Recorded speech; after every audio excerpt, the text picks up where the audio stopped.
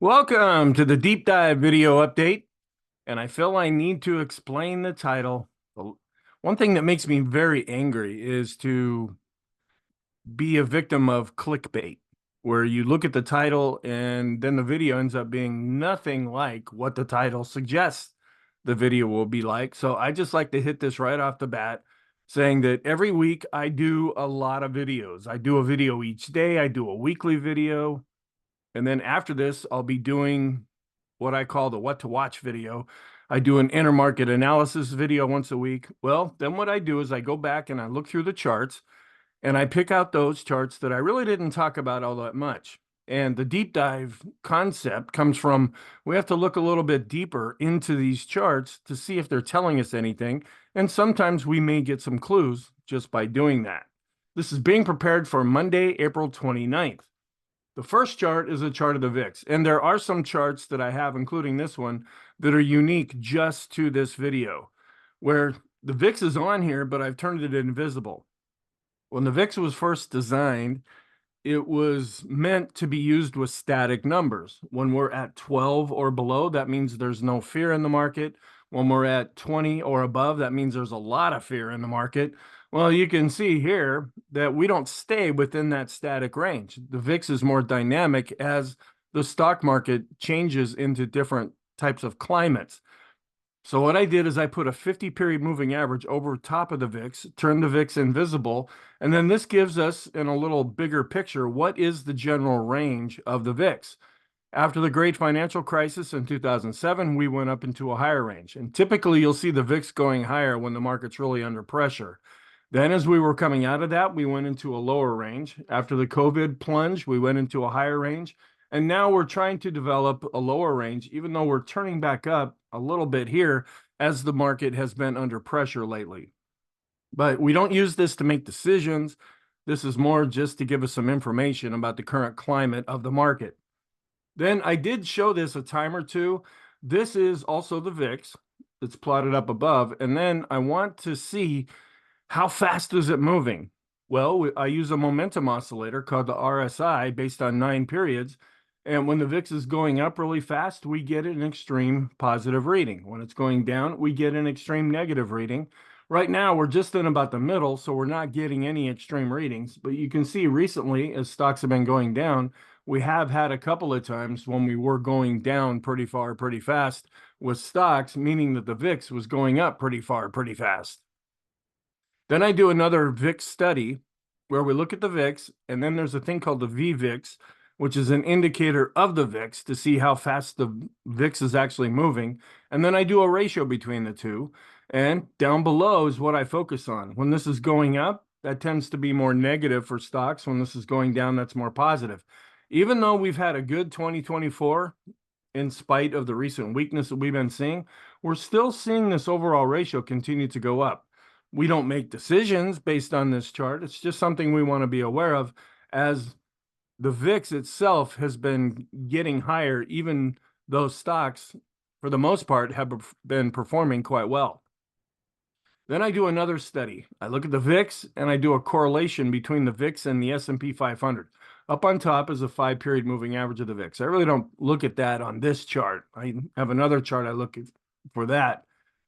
We're here. When we get a really high reading in this correlation, that tends to mean that the market is getting rather nervous.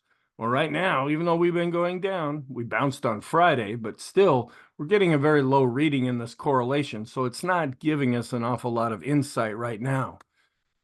And on top is similar to the VIX is a thing called the MOVE Index, which measures the volatility of bonds. And as bonds have been going down, we've been seeing their volatility really picking up. Then we can also look at the VIX itself. As stocks have been under pressure, the VIX has been going up, even though it's fallen back recently. I have some studies down here where the green line is just the VIX minus the MOVE Index, just to get an idea how far apart they are from each other. But what I pay attention to the most is on the bottom, the correlation between the two. When we get a pretty high reading, and we're kind of getting a high reading right now, that means that the volatility of the MOVE Index and the volatility of the VIX, they're going in the same direction at the same time. Now, it could be up or it could be down, and it's not measuring the direction of indexes or the price of bonds. It's just measuring the correlation in volatility. Then there's a similar index that we look at where the VIX is used to measure it's used measuring at the money options. And that measures out what is the volatility looking like 30 days from now. A similar type of index is called the skew index, and that uses out of the money options, also looking at volatility over the next 30 days. When we get up into this red area, that means the market is expecting some kind of a big move. Well, now we're down in about the middle, so we're really not getting any signal from this chart currently. Then we look at a ratio between the VIX and the MOVE index and do a ratio. Now, when you see that the S&P was going up back in 2023, we saw the overall trend of this ratio going down. We've had a good year so far in 2024, but we still continue to see this ratio going up as the market climate is still trying to adjust to this higher interest rate, potentially higher inflationary type of an environment. Then we keep an eye on where are we in reference to the recent or the previous all-time high. We did set an all-time high earlier in the year. Well, the all-time high before that was set in early January 2022, and right now we're 5.84% above that previous all-time high. Then Stock Charts has this thing called technical alerts, and I go through these each day in the daily video, but what I do here is I show what happened for the whole week. And if it's an up day, we tend to see blue or green. If it's a down day, we tend to see a lot of red. And this can give us more on a visual perspective of are things really looking more negative or positive in conjunction with following what's actually going on in the market. And we read these from the bottom up. So the first reading last Monday was at the bottom. The very last reading was in Friday's session. So we just use this to get an overall idea of the climate for that particular day and also for that particular week. We saw an awful lot of green and blue here, and we ended up having an up week for stocks. Stock Charts also has this thing called technical scores, where they look, you can look at anything. You can look at an individual stock, you can look at a sector. Well, what I do is I look at indexes. The S&P 500 is the foundation of everything that I do. All of the analysis goes into the S&P 500, and all of the strategies that I implement are based around the S&P 500. But I still keep an eye on the other indexes. And what they do at Stock Charts is they rank either a stock or an index or a sector on a score of 0 to 100. The higher the score, the better looking the chart. That's an attempt to try to remove as much emotion as possible from the actual interpretation of the chart. And we look at not only the S&P, but the Dow, the NASDAQ 100, the mid caps and the small caps, and then I rank them from first to last.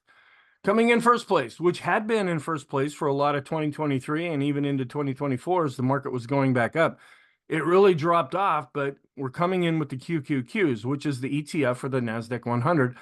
It has the highest score right now of 83.9. And you can see it had really fallen off, but we had some earnings reports this past week that were well received for the most part.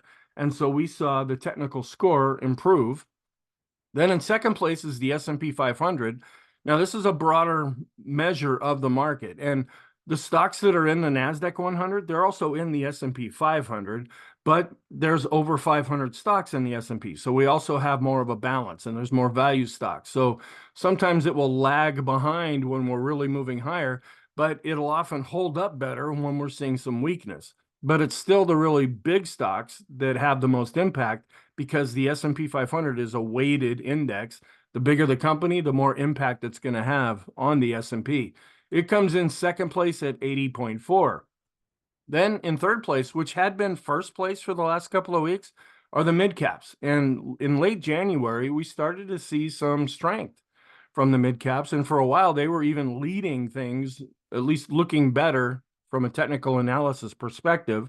But now they're coming in third place as we fell back a little bit. Their score is 72.2.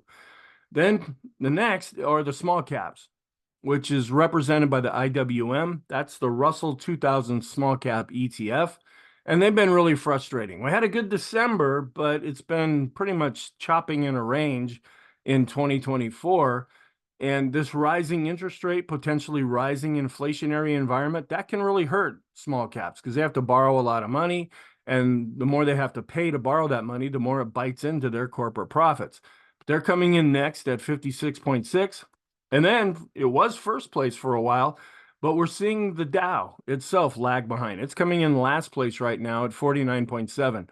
These are 30 stocks considered to be the best of the best, and they're usually doing better than what we've been seeing now, but they are coming in last place, at least as of right now. Then I have some short-term charts. The first one is a short-term rainbow. And I try to show as much of this chart as possible, going back a number of years. And then I use some moving averages here from 10 periods up to 50 periods, and I change the color so it looks kind of cool. And to kind of get a big picture look at what is the short-term trend actually looking like. Well, we had been going up really nice, and we actually fell down below the rainbow, and now we're potentially starting to come back into the rainbow. If we continue to fall, we will see these lines cross over each other and start to turn more negative. If we can go back up, we might see the lines start to flatten out and actually turn and go up as well. Then these are a number of indicators that are almost always in the daily videos, but because we've been chopping around quite a bit lately, I haven't been showing them. This is the Stochk RSI, which tries to take stochastics, which is a momentum oscillator, and another momentum oscillator, RSI, and put them together. And it doesn't take very much for this to become extreme positive or negative. Well, it had been extreme negative. As we've been bouncing up a little bit lately, we're going up and we're looking more positive with this chart, but we're not getting to an extreme reading. And I usually just show it in the daily videos when it's starting to look extreme. But for right now, the takeaway is we're above the midpoint and advancing, so looking a little more positive. And the same basic concept goes here. This is another short-term oscillator called the Williams percent R.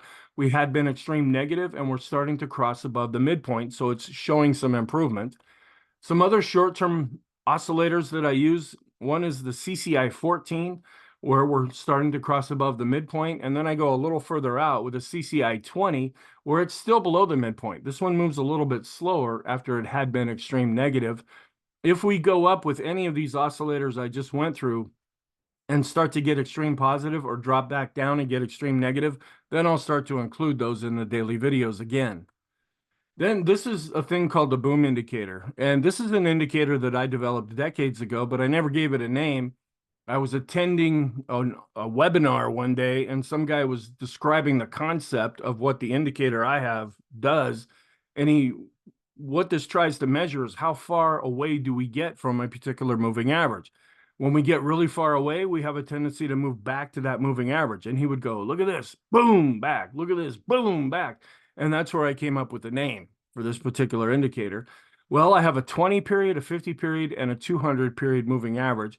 And then how far above or below are we from those moving averages? We had gone extreme negative based on 20 periods, but we're starting to show some improvement right now.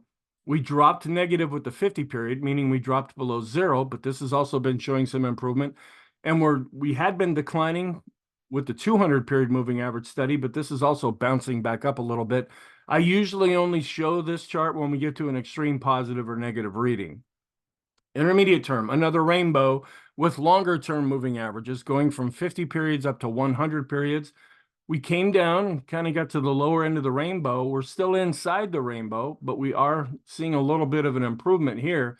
If we can get back up, that would flatten out these lines. If we continue to drop, these lines would eventually roll over. And then this is the CMB composite. It's supposed to be a standalone trading system. I use it like an oscillator. And I put these lines in here when we have a black line on top and a black line on bottom. So there's nothing magical about the lines. I just kind of eyeball it and say, okay, this is when we start to get extreme positive or extreme negative. We are showing some improvement here, but we're not getting an extreme reading. Also, another momentum oscillator is the Connors RSI. When we were really going down, I did show this in the daily video. We were getting an extreme negative reading. And this thing gyrates all over the place from a day-to-day basis, but we don't see an awful lot of extreme positive or negative readings. So I only show that when it's getting extreme. Right now, we're not extreme. And then I had been showing this quite a bit, but now the market seems to be slowing down a little bit. Standard deviation doesn't measure the direction, it measures the speed. And when we were moving down here, we were going down pretty fast. And we saw the standard deviation based on 10 periods really start to spike up. Well, as we've been bouncing and coming back up and showing some improvement, the standard deviation indicator has been dropping off and we're now below the moving average. Then we've been really focused on the 100 period moving average. That was our line in the sand to see if we were going to have some support this past week. We never did get all the way down to the 100 period moving average. We got close, but so far we've been able to bounce up off of that. Now, if we start to come back down and get close to this moving average again, I will be showing that in the daily videos. And the Bollinger Bands, and there's a lot of different ways you can use Bollinger Bands. We can look at where we are in reference to the midpoint, and we actually are trying to get back up to the midpoint now, but we're a little bit below it. You can measure the direction of the lines, whether they're going up and down. You can measure the spread between the lines. You can measure if we're in the upper part or the lower part. You can also look for divergences here. Sometimes where we saw a low reading with the Bollinger Bands here and then a higher low reading, even though stocks made a lower low reading, and then after that, stocks really moved up. So there's a lot of ways you can implement this. I measure this on this chart as the percent B. If we close either above or below the upper or lower Bollinger Band, we're coming back up to the midpoint. We did get an extreme negative reading that lasted for a few days, but now we're not seeing that reading any longer. Then we look at a point and figure chart. I've also been focusing on this a lot lately, especially when we saw nothing but X's here. And that was giving us a warning signal here. We were going up without seeing really any kind of retracement. Well, since that time, we have been falling back and now some zeros have been drawn in. There's not a signal being generated right now. So this is still looking a little more negative, but in the bigger picture, it's still positive because the X's for the most part have been going up. Plus we see these blue lines underneath that are marking the uptrend. Then we have moving averages, which tend to look backwards. Like if you have a 20 period moving average, it starts right now and then goes back 20 periods.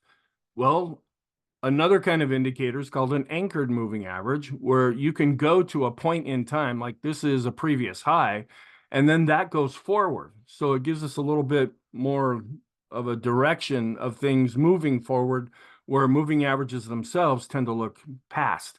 And we're far away from this line, and we haven't seen enough movement yet really to draw in another anchored moving average. I also have a couple of anchored moving averages that started way back at the COVID low, and we did come down to this last October, but we're well above this line, so there's been no need to show this chart. Then how far are we above or below the 200-day moving average? We're above it. We saw a bit of a bounce back up. We're 8.74% above the 200-day simple moving average. And then we keep an eye on the S&P 500 on top and the S&P 100. And the S&P 100 actually has been holding up. We've been seeing some of the mega caps, like in the NASDAQ 100 and even in the S&P 500, have more of a negative influence. Well, the S&P 100 has been holding up a little bit better. We look for convergences and divergences in this chart, and we're not really seeing all that much, other than the S&P 500 has been holding up better lately.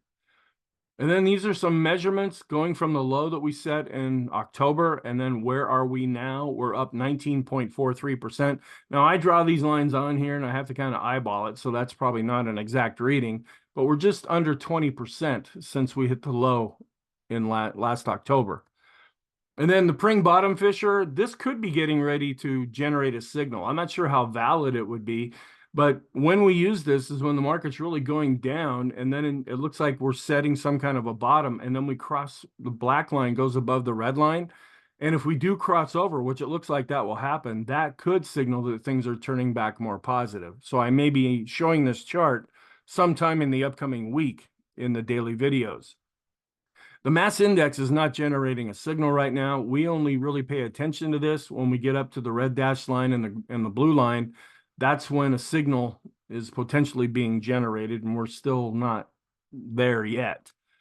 A long-term chart, we start with a long-term rainbow going from 50 periods up to 250 periods, where the lines are still going up. The long-term chart, or the long-term trend, has been holding up a little bit better. We did come down into the rainbow. We're showing some improvement, but if we can get back above the rainbow and see the lines flatten out again, that would turn things back more positive.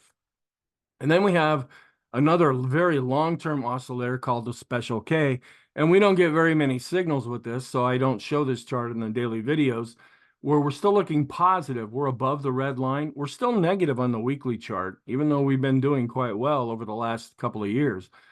But I only show this when we see an actual cross happening, and we have pulled back lately, but since we're still above the red line, this continues to be positive. And then we look at a weekly version of the S&P on top and a weekly version of the German DAX. That's the biggest stock market in the EU.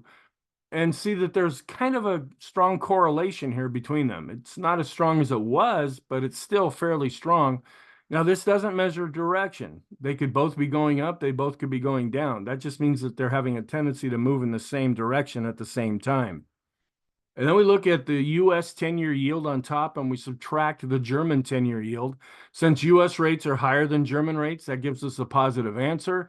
And then sometimes, well, all the time, we plot a U.S. dollar index down here. Sometimes we can see that there's a correlation between the top chart and the middle chart. And that correlation is getting a little bit stronger now. The higher this reading, the more the top chart and the middle chart tend to be moving in the same direction at the same time. So if this continues to go up, that might give us some clues about what's happening with the dollar, which has been pretty strong lately, which also has been pressuring stocks. And then we have a thing called the Hindenburg-Ullman. And there's actually three things that you have to put together. Well, what stockcharts.com has done is they've taken those three criteria and put them into one indicator. And this can often be quite negative. And the perma bears just love to latch onto this thing. Even if we're getting close, they're like, ooh, drooling, just all excited.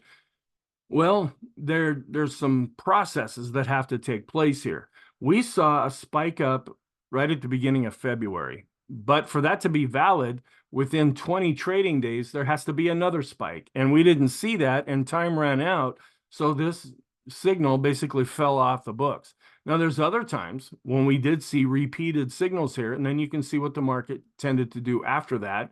So there is some validity to this. We don't want to get too excited about it when it just generates one. We do need that confirmation quickly to see if things are turning more negative. And right now, we're not generating a signal. Then some support and resistance. I'm keeping this in mind here. I have possible fib retracements. They're actually actual fib retracements, but they're based on the previous all-time high that we set a while back now. If we go up and set another new all-time high, then this will be adjusted. We want to keep an eye on this just in case we really start going down and we hit one of these Fibonacci retracement levels. And then the financial sector, this was overhead resistance. We broke above it. Then it became pretty solid support. The financial sector has been holding up pretty well now. So we're far away from this. That's why I haven't been showing this chart. If we just scream to the downside, maybe some kind of bad banking information comes out or a couple of banks fail or something happens, then I'll be focusing more on this chart. But since we're so far away from this line, there's been no need to show the chart. Some broad market things we look at where we have the VIX that looks at the volatility of the S&P 500. There's a thing called the Vixen, and you just gotta love that name. It measures the volatility of the NASDAQ 100 as well. I don't pay attention to it as much, but still, I glance at it every day. Here's the bank ETF, which has pretty much been chopping sideways. It's still in a longer-term uptrend.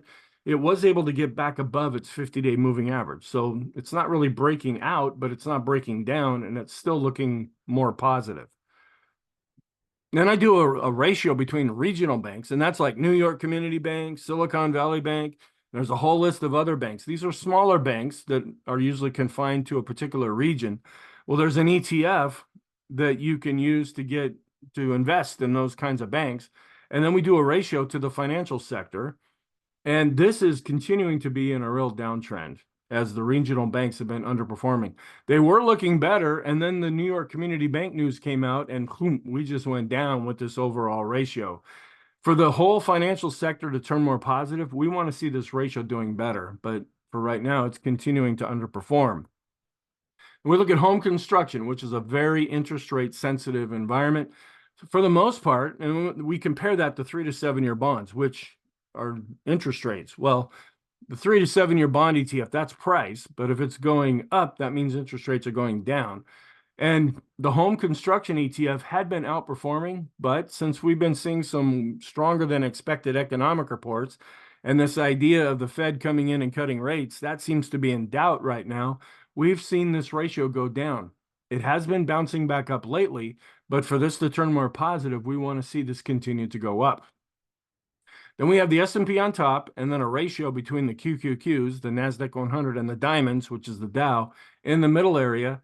And we look at the correlation between them on the bottom. Not really strong, but they're having a slight tendency to go in the same direction right now. And then we look at the QQQs and compare it with 3 to 7 year bonds, similar to what we did with home construction.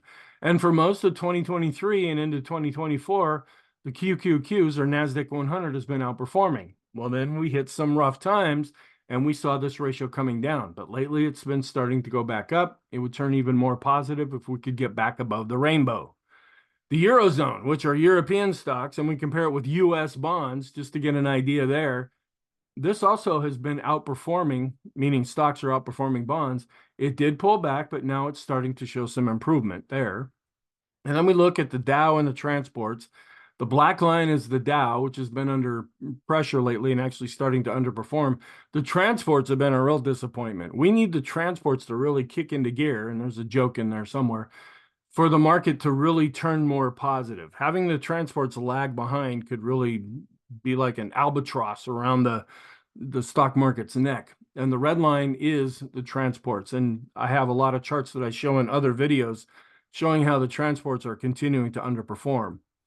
Then we look at large caps, which is the Russell 1000. That's kind of like the S&P 500, but there's 1,000 in here.